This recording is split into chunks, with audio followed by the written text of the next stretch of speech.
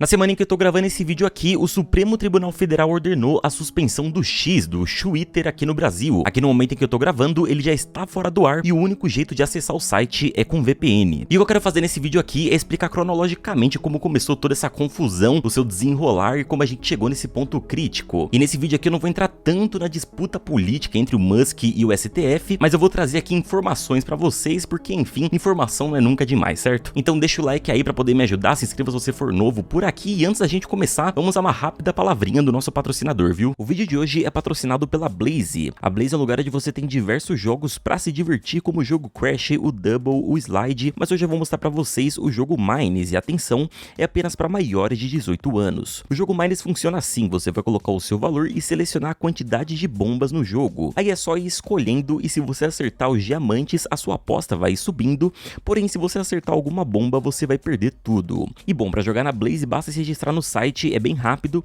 e fazer o depósito nesse botão aqui usando o Pix, que o valor já vai aparecer na sua conta, você já vai poder sair jogando. Lembrando que o depósito mínimo é de R$20 e tanto os saques quanto os depósitos podem ser feitos via Pix. E antes de confirmarem a transação, usem o meu cupom STACKS ou entre pelo meu link aí na descrição para ganhar até R$1.000 de bônus e 40 rodadas grátis para poder entendendo como que o site funciona e tudo mais, beleza? Para qualquer problema, usem o suporte da própria Blaze no canto inferior esquerdo da tela e por fim, não coloquem dinheiro aqui que vocês não estão podendo gastar. É tudo para ser só uma diversão, beleza? Joguem com responsabilidade, o link tá aí embaixo e agora vamos ao nosso assunto. Não dá pra gente contar essa história sem a gente explicar como surgiu a parte política do Twitter e quando ele ganhou tanta força assim. A ideia de criar o Twitter veio em 2006 de Jack Dorsey, um jovem programador fascinado pela ideia de compartilhar atualizações em tempo real de forma simples e rápida. Naquela época, Dorsey estava trabalhando na Audio, uma empresa de podcast que buscava se reinventar depois da chegada do iTunes, e resolveu apresentar sua ideia do Twitter para os fundadores da empresa, o Ivan Williams e Biz Stone. Dorsey apresentou a ideia de uma rede social de mensagens curtas que permitisse aos usuários compartilhar o que estavam fazendo em 140 caracteres. Biz e Ivan adoraram a ideia e eles colocaram uma equipe para trabalhar ali no projeto que inicialmente ia chamar TWTTR. Sim, sem as vogais para ficar com um som ali de um passarinho, sabe? Só que posteriormente eles colocaram as vogais para ficar mais fácil para falar. O lançamento oficial do Twitter aconteceu em 2006, mas foi em 2007, durante o festival South by Southwest no Texas, que a plataforma ganhou fama. A equipe do Twitter montou telas por todo o evento, exibindo em tempo real as atualizações dos usuários, e isso gerou um aumento gigantesco